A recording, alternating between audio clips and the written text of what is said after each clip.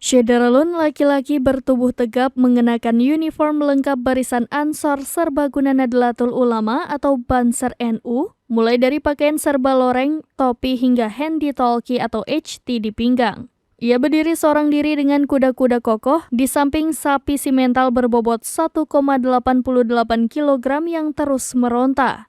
Sapi itu merupakan pemberian Presiden Joko Widodo untuk kurban di Desa Muktilincir, Kecamatan Kota Baru, Kabupaten Aceh Singkil, pada Kamis 29 Juni 2023.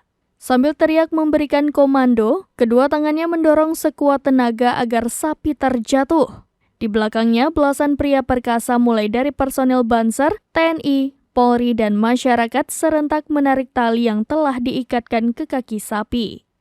Setelah 2 kali percobaan, sapi bongsor pemberian Sang Presiden Republik Indonesia berhasil ditaklukkan. Tak mudah untuk menaklukkan sapi pemberian Jokowi itu. Maklum bagi warga Muktilincir dan sekitarnya baru pertama kali menyembelih sapi berbobot 1 ton lebih.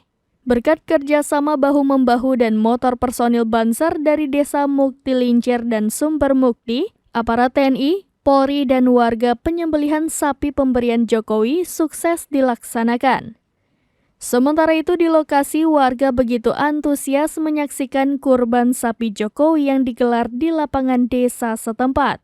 Tak hanya melihat, sebagian warga berfoto di dekat sapi. Penjabat Bupati Aceh Singkil Martunis didampingi Kepala Dinas Peternakan Aceh Zal Sufran saat menyaksikan penyembelihan sapi kurban mengucapkan terima kasih kepada Presiden Jokowi lantaran untuk Provinsi Aceh terpilih daerahnya.